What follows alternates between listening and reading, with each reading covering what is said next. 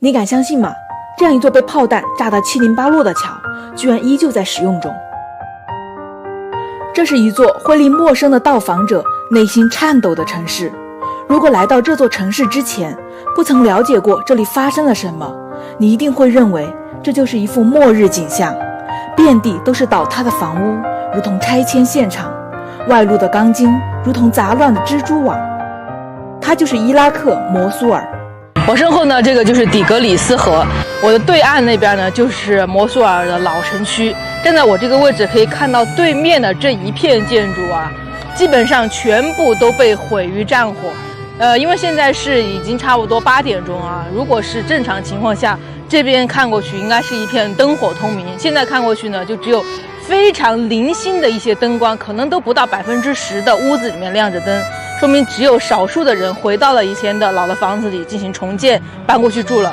大部分的房屋，绝大部分的房屋都已经被毁，已经空置了。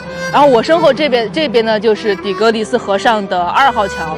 这座桥呢，在我这个位置可以清晰的看到哈，那个部位就是被炸断了，但是它没有完全的垮塌下来。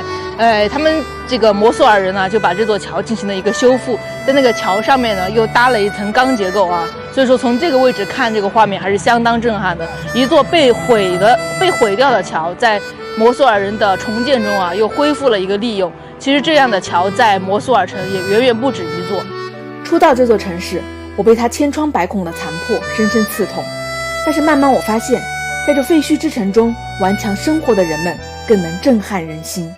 我后面的这栋房子啊，初看上去它只是一栋普通的就是被毁掉的一个3层楼啊，细看之下才发现这栋楼整体都是已经有一点向左方倾斜的一个状态了啊。但是呢，目前它的1楼啊，大家能看到1楼都开着店铺，依旧在营业中。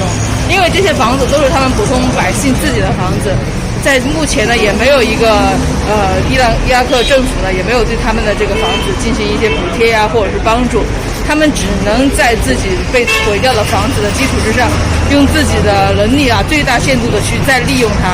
上面已经是没有人住了，因为已经非常的危险，所以1楼呢他们还就是依旧把它使用起来了，再进行一些经营。我现在所在的位置就是一个摩苏尔老城的一个十字路口啊，能看到那边那栋楼哈，应该曾经是一栋至少有5层高的一个建筑，现在已经是一栋废墟啊。在我这个角度看上去，它这个3楼以上就基本上完全坍塌了，甚至是像一个麻花一样的扭在了一起啊。它里面的一些结构啊、钢筋都已经露出来了。就在这么一栋看上去随时都要倒掉的房子的下面的1楼啊，还有一些商户在经营。对于我们一个游客来说啊，看上去觉得很不可思议。他们不怕危险吗？这个倒下来多危险啊！怎么还能去继续的经营呢？但是对于他们摩苏尔人来说，他们能够从战争中幸存下来，已经是很不容易的一件事了。努力的活下去是他们目前想的最重要的也是最大的一件事情了。我现在就在摩苏尔老城的路边的一个茶馆里面啊。这茶馆其实看上去没什么特别的，但是看一下这周围的环境啊，身后就是一栋倒塌了一半的一个大厦，这就是在那个之前的那个战争中被毁掉的一栋大楼。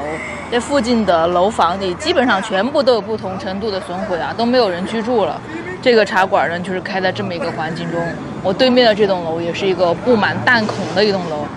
这边很多的店铺其实都像这茶馆一样啊，就是找一栋将就还能用的房子，稍微把它翻新装修一下，一家店就开起来了。这就是他们目前呢，在这种废墟之上开始新的生活的现在的一个状态。